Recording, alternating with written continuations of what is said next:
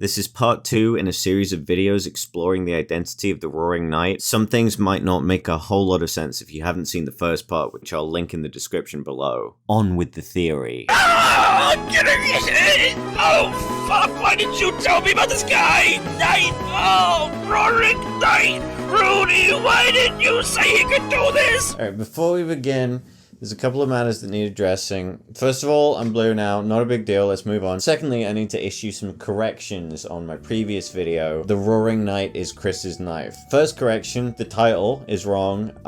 The Roaring Knight is not Chris's knife. My bad, that one's on me. That one's on me, my bad, my bad. I was pretty convinced of my theory, but then I hopped in the DELTARUNE Discord. It's unofficial, but it's the biggest one. And the nice kids in there, very politely, basically convinced me that I was incorrect. And I will say, I think I did a pretty good job defending my case, but credit to Polly Poppy for being the first one to point this out. A Darkner cannot open a dark fountain, which is what we see the Roaring Knight do at the end of chapter 4 when they summon the Titan. As mentioned by Polly Poppy, Queen would have done it herself if she was able to. She wouldn't have needed Birdley or Noelle to do it for her. And while I think it's possible that credit to Foxworthy Games for coming up with this name, the Roaring Knife being controlled by Chris, opening a dark fountain could count as Chris using a sharp object to open a dark fountain, technically speaking. That feels like an abstraction of the established rules of the story in a way that isn't really typical of Toby Fox's writing. He doesn't employ a lot of trick questions and trick answers when it comes to setting up mysteries, which is part of why the solutions to the mysteries in his games generally feel so satisfying when they're revealed. So no, I don't think Chris's knife is the Roaring Knight. But yeah, big shout out to the nice kids in the DELTARUNE Discord. They're really nice, really polite about the whole thing. Well, most of them were nice. One of them was actually really mean. Wait, they're not a kid? They're 26? Alright. Names and faces removed to preserve the innocent, because obviously who gives a shit about any of this? And yeah, just to be clear, it's not like I'm like taken aback. I'm not appalled that someone was rude to me on the internet. Now, like I said, I'm 30. I'm old enough to remember when every conversation on the internet was kind of conducted in this fashion, or it's just sort of expected that you and other people would get into fights over any disagreement over anything. I mean, I grew out of that when I was much younger, but that's fine, you know, we don't all have to. But I guess I was a little caught off guard and honestly kind of disappointed. Everyone else had been so polite and conversational with me about it, even if they strongly disagreed with the theory that I was proposing. And I'm not even talking about my dumb fuck roaring knife theory. I mean like an actual pretty commonly proposed theory. Even on YouTube, the video got about 400 comments, which is amazing. And not a single commenter was just kind of being a dick. This is the stupidest one so far. Is this some kind of joke? Even though I would say most of them thought my theory was flat out wrong. I remember when the YouTube comments section had a reputation for being the cesspit of the internet. But you guys are all very nice so far, and I truly appreciate it. And then this one person shows up and is like, no, let's have a fight about it. Let's call each other names over fucking DELTARUNE. They just got extremely defensive over their own conflicting theory, which is a really cool thing to do about a fucking DELTARUNE game theory. Ari is edgy and shocking, which is a really cool thing for a 50-year-old guy to be.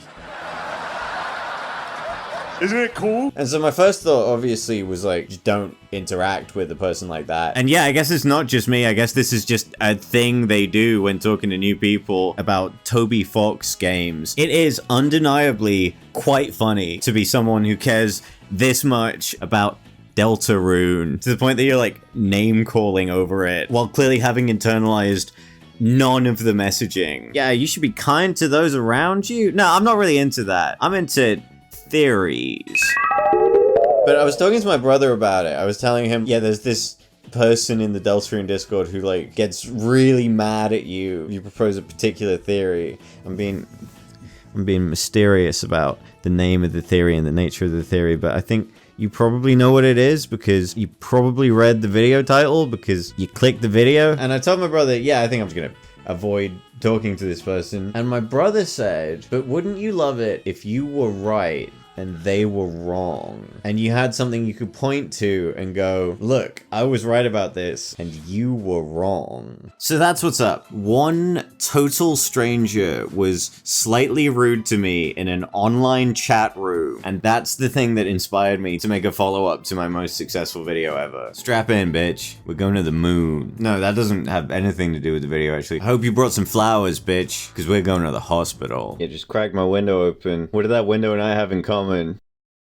We're both cracked. Cracked? More like crackpot, you stupid motherfucking hoe. I'm not gonna go through every rebuttal someone presented to the roaring knife theory, even though it would be very easy for me, just because this video is not really about that. But there is one comment, or really one type of comment, I'd like to take the time to respond to. A really interesting rebuttal a couple of people offered was something I've been referring to as quasi-rebuttals, which is like a rebuttal, but instead of saying, well, this can't be the case, you say, well, maybe this isn't the case. For instance, after I said this, one person offered, but the narration is not entirely Chris, which is true. All the theory really is me going, well, this might be the case. And so telling me it might not be doesn't change the fact that it might be. Do you get what I'm saying? Since a theory is entirely a person going, well, this might be the case, this might be the case, this might be the case, and grouping them all together into a thing that feels more cohesive, going, well, that might not be the case, doesn't really do anything to disprove the argument. But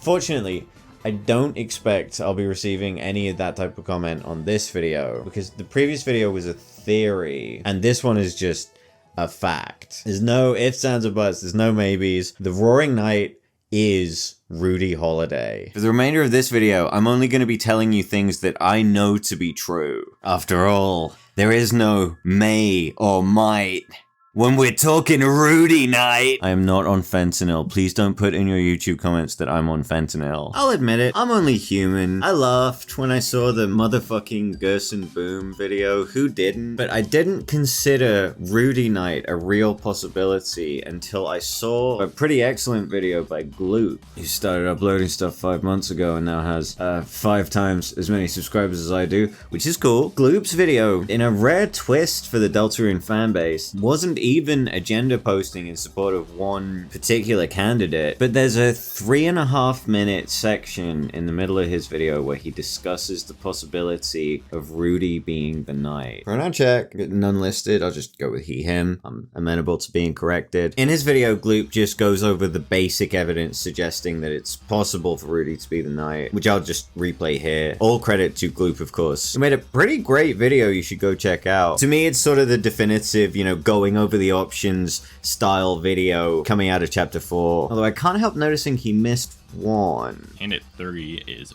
Rudy. His eldest daughter has been missing for years, his wife is stuck in the past, and he's dying. The knight, of course, has similar antlers to the entire Holiday family. Perhaps Rudy's illness doesn't slow him down in the Dark World. It's very convenient that the hospital is inaccessible in chapter 4 after visiting the Holiday house. During this time we can't see Rudy, a dark fountain conveniently opens up in the church. So far, Rudy has not had any contradicting locations at one time. Also, I believe that Rudy, of the characters we've seen so far, has the best suited personality to match the knight. And just before the knight summons a titan, Susie says that the only reason the knight keeps running away is because the knight can't fight them in the light world. After this, the knight laughs, something we frequently see Rudy do. If Rudy is the knight, he's likely laughing because she's right. Rudy is very weak in the light world, and Susie absolutely could kick his ass in the light world. Another piece of evidence is that Rudy has access to all of the codes we see on the shelter. He regularly attends church, his best friend is the former chief of police, and his wife is the mayor. On top of this, Rudy would have connections to Chris, which would make sense why Chris, Carol, and the Knight would all be in cahoots. Those are just the basics. Gloop actually raises a couple of other very good points, along with a number of other well thought out reasons why a handful of other characters could plausibly be the Knight, which you'll just have to go check out his video if you want to hear. Link in the description below. Motherfucker, that's loads of evidence actually. Like, that's tons. That's way more than I would have fucking been able to scrape together. But I'm gonna let you guys in on a little secret. The Rudy section isn't even the part of Gloop's video that Rudy pilled me. That distinction goes to Rudy's own wife. During Asgore's monologue section in Carol's bedroom, if you go into the code of the game, you can actually see that there's a black katana beside her bed. This could be the same katana the knight uses. Now, let me stop you right there, Gloopster, my best friend in the world. It's not just Carol's bed, is it? We only see one pillow, but as I'm sure you recall, Carol Holiday is a married woman, meaning she likely shares a bedroom and a bed with her husband, the bedridden, hospital-bound Rudy Holiday. So that could be either of their katanas, right? Wrong. Yes, it's possible that Carol Holiday is some kind of psychopathic collector of katanas. I mean, she definitely has the money to burn on more than one katana. But let me remind you, according to in-game dialogue, this is Carol Holiday's katana. Not one of her katanas. This is Carol Holiday's katana. So who on earth could this one belong to? Ladies and gentlemen, I present to you matching couples katanas theory. Be honest with me and with yourselves. Which of these options is more likely? That Carol Holiday just sequesters katanas all over her house, or that she and her husband, Rudy Holiday, are both equally matched in the art of swordplay, and that's the reason they're in love. Or maybe not, but I do think it's plausible that they both have their own katanas. Rudy has access to this room because it's his house. He could keep his katana there. Probably couldn't keep it in the hospital. The hospital probably has a policy against that. I think this is a Tricky Tony style trick, presenting us with certain information that obviously leads us to believe a certain thing, but not telling us that thing is the case, and allowing us to infer from the information we've been provided that, oh, this katana in Carol's bedroom isn't just in Carol's bedroom, it's in Carol and Rudy's bedroom, meaning the katana need not necessarily belong to Carol. If anybody ever greenlights a race-swapped adaptation of the O.J. Simpson case, I would love to put my name forward to play Johnny Cochran. I think I would do a really, really great job at it. If the katana is black, that's Rudy's sack. I can do better than that, I promise. But, the O.J. Simpson case aside, another thing that bears noting, as pointed out by Iron Doom 7866, her katana isn't black, it's in her scabbard, which is usually painted black. I think this is another case where, man, it depends. It could be in the scabbard, solid option. He goes on to explain that anyone who's wielded a sword for any significant amount of time knows to never leave the blade in open air. That's how it rusts. That's really cool, but I think it may be a real-world element that doesn't necessarily directly translate to Deltarune, and the evidence I would use for this is that Carol does leave her katana out in open air with the blade exposed. The one we know to be Carol's, that is just out in the kitchen with its blade out. The giant katana, I mean, come on. Thanks for the backup, bro. But I can take it from here. I'm not saying that her katana isn't potentially black. I'm saying you misjudged the sprite. Maybe I did.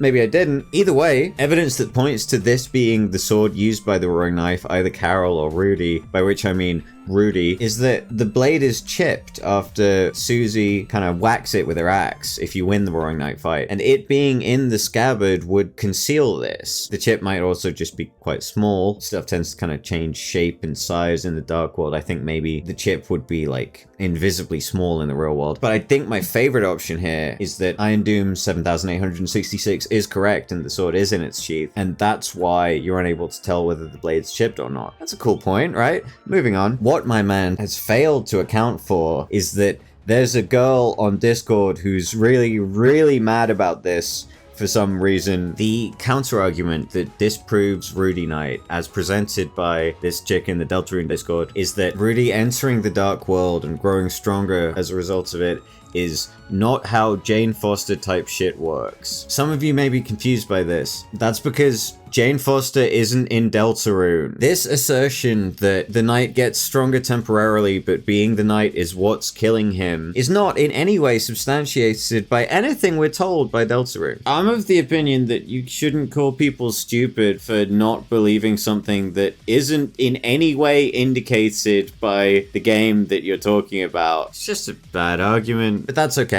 I will do you all the service of elaborating on this argument. Jane Foster is a character in Marvel comic books who becomes Thor, because I guess Thor is like a title and not a guy, which is interesting. And she has like cancer or something. I think it's cancer. And then she turns into Thor but being Thor makes her cancer worse. And the three options, as presented by this chick on the internet, are that Rudy is lying about being sick, or that Rudy isn't the Knight, or that I believe something else, which means I'm stupid. True as that may be, I'm going to present a fourth option, which is that this strange assumption you've made based on nothing present in Deltarune is incorrect. None of the evidence we've been presented within Deltarune so much as slightly indicate that what you're assuming is true, and this entire theory is built on evidence taken from another entirely unrelated work of fiction. If I may, I'll now proceed with the evidence that Rudy is the Knight in spite of this mysterious, hallucinatory evidence that he's not. We see in chapter 4 that Rudy is able to walk and leave his hospital bed. He seems relatively healthy in chapter 4. This would be impossible if being the Roaring Knight made Rudy sick, but we haven't seen any evidence whatsoever that the thing making Rudy sick is being the Roaring Knight. The reason we haven't seen this is because it would confirm that he's the Roaring Knight, and I agree that that hasn't happened, but I don't think the fact that he's comparatively healthy and not even sicker at the start of chapter 4 is proof that he's not. Let me tell you what I think. You guys ever seen Spy Kids 3D?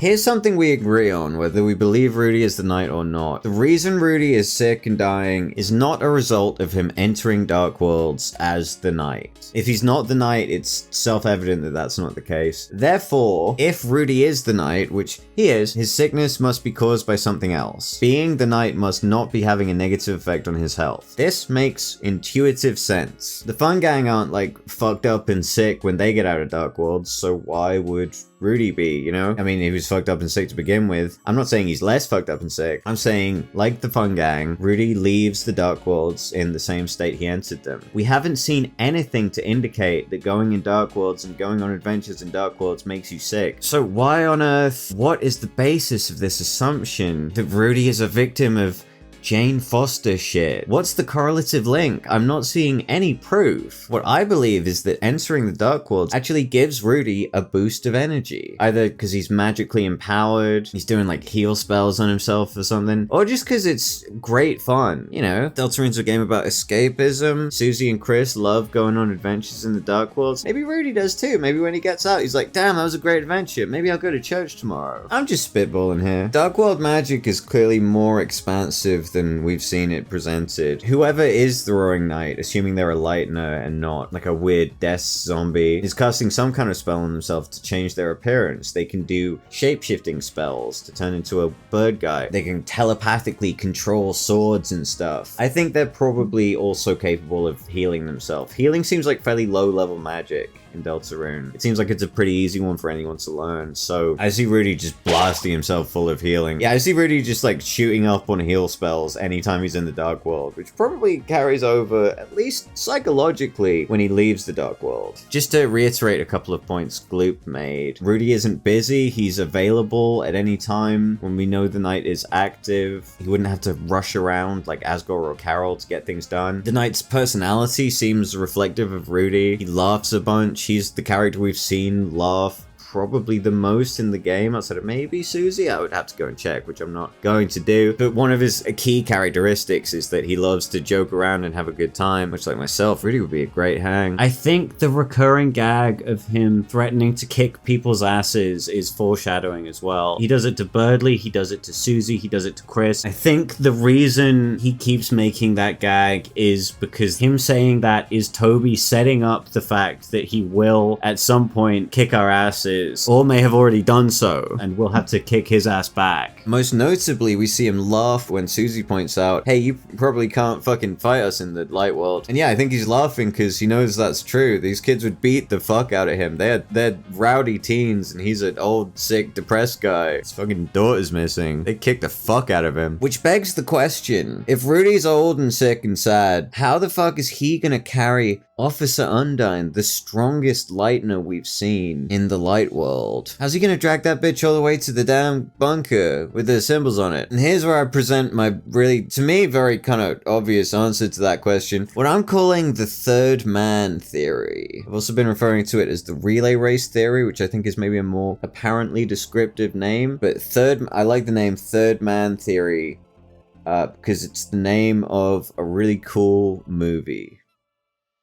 I'm also considering calling it Ghostface Theory, but I think that is even more inscrutable, slightly too inscrutable, even if it does allude to an even cooler movie than The Third Man. Scream 1 better than The Third Man? I don't really want you guys to discuss that in the comments. I don't have a whole lot of faith in where that discussion might go. Love you to death, though. I think after the Roaring Knight, who is either Chris's Knife or Rudy Holiday, drags Undyne to the light world, either Asgore Dreamer or Carol Holiday is waiting there to drag her to the bunker. We've seen how strong Undyne is, but if Asgore was the chief before her, he's probably as strong or stronger. And then Carol Holiday, kind of a rule in fantasy settings like this one, and one we've seen established in Undertale, is that the higher a position of power someone's in, the stronger they are. We know Carol has great fighting prowess. She sliced a guy's briefcase in half with a katana. I think she's probably the strongest fighter in Hometown, except for maybe her husband, the Roaring Knight, Rudy Holiday. This is just an established part of the logic of Deltarune's universe, or Undertale's universe more specifically, but I expect it may have carried over to Deltarune, or maybe not, but as we discussed earlier on in the video, that doesn't really disprove anything. I think it's possible that Carol Holiday dragged Undyne to the bunker, and this is all moot if we just agree Asgore did it, which I think he probably did, because he's got to do something, he's got to be involved in this plan somehow, and I believe this to be the case because it's in support of something that I, and hopefully you now know to be the case, which is that Rudy Holiday is the Roaring Knight. I have a couple of comments I'd like to address right here at the end. In my Roaring Knife video, I stated that it would be terribly offensive to the Japanese to refer to a katana as a knife. As PackRodent7 explained, it is not, in fact, inaccurate to describe a katana or any sword as a knife. The definition of a knife is an instrument composed of a blade fixed into a handle used for cutting or as a weapon. The word originates from Old Germanic and Old Norse, from PackRodent's understanding, and the original usage of the word was vaguely the same as to cut and also to pinch, interestingly. That is interesting. Katana is the Japanese word for sword. The word in and of itself doesn't actually refer to the Japanese style of sword, which is generally speaking a curved two-handed sword with a single cutting edge. All of these terms apply to the modern usage of the word katana. Knives, an instrument composed of a blade fixed into a handle used for cutting or as a weapon. Sabers, a heavy cavalry sword with a curved blade and a single cutting edge. Sword, a weapon with a long metal blade and a hilt with a handguard used for thrusting and striking. My understanding is that it's kind of a square, rectangle, oblong situation where a square and an oblong are both a rectangle, but a square is not an oblong. It's more that a square and an oblong are both types of rectangle. So katana means sword, and the word knife technically encompasses any type of sword based on its exact definition. This was a fun little trip into linguistic history. I realize it might seem like I'm making fun of PackRodent here. I'm not.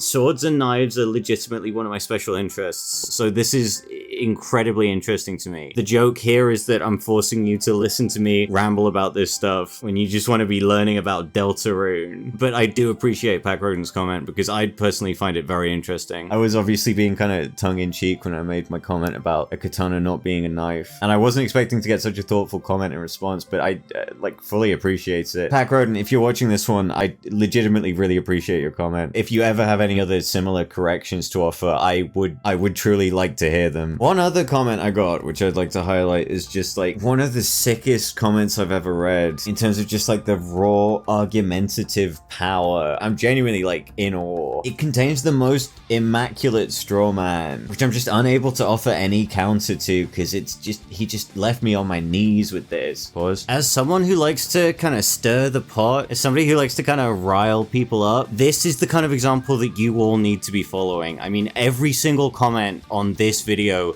should look like this. XLeb1047 writes, how can Knife run from Dreamer's house to the shelter while carrying Strong a fish cop? Wait, she got scared of huge black flying monster that stab grabbed her, so in the light world she ran to the shelter herself and proceeded to locking the shelter, leaving fights with that thing? It's the at the end that gets me. That's the kill shot. Like, he's dismissing a comment I've made when I haven't said anything. He's the one who's come up with this theory that he's now dismissing with a single word. Brother, I'm not saying anything. You're talking to you. And he then proceeds to do it 5 more times. Unproved theory. Des is still the knight. I am in love with this comment. I think I and this chick in the Deltarune Discord and everyone watching could stand to learn something about winning arguments on the internet from this comment. You can just create a whole conversation with a totally imaginary version of the person you're talking to and strike down all of their points that they haven't made. You've scripted for them to come out with one by one like it's nothing. And by doing so, you can just win any argument against anybody on the internet. Yeah, I expect all of you to be following this guy's example. I want every single one of you leaving a comment to just start not just one but several arguments with yourself and then kind of dismiss all the things that you're saying in a kind of cool and nonchalant manner. No more fighting among yourselves. I want you all to be fighting against yourselves. This is how we grow stronger as a community. Although, just to clarify, I advise you all to flock out across YouTube and practice this technique in other people's comment sections, not mine. Please not mine. Please don't do it in mine. In conclusion, just to clarify, this video is not meant to be taken too seriously. It's all kind of tongue-in-cheek. I wasn't mad! Okay, I wasn't mad! Don't say that I was mad! I'm sort of working heel, if you know what I mean. Maybe that's not the right word for it, but basically I like to present my real opinions with an ostentatious bluster and a plume in the hopes of inspiring people to respond with a similar degree of passion. Just because I think that's fun. It's a fun way to get people engaged with theories and stuff, but none of this is meant to be taken too seriously. And as the video is winding down, I feel like I should quickly state for the record that I don't have any actual beef with this person in the Deltarune Discord. I hope that was made kind of obvious by stuff like me making Street Fighter graphics of the two of us where they kicked the fuck out of me. This isn't a drama video. I just thought this would be a cool kind of framing device for the video. The points they made were a good leaping off point for me to state my own theory, but I don't really have anything against them. This is like a fun, playful thing. It's not beef. In conclusion, I'd like to give a shout out to a guy named Evil Kanye, who was the most kind and welcoming person to me in the Deltarune Discord and encouraging. He made it really clear that he really liked my vid, and I really appreciate that. There was this guy who was just like relentlessly fucking with him, and this guy was a dickhead. He didn't even really say anything to me, but he clearly just singled out this poor dude who he had evidently only just met to be a complete dick to him anytime he said anything. I got the impression this guy thought he was being like a kind of master troll or something, but speaking as someone who partakes in a little trolling here and there myself, he wasn't really doing that. He wasn't really being funny at all. He was kind of just singling out this one guy who hadn't really done anything to deserve it and just being shitty to him non-stop for no reason. And if there's ever been a guy who didn't deserve that, it's Evil Kanye. Hey, I've been hearing a lot of stuff about you on the news. Evil Kanye, you're alright with me. And that's how I want to end this video.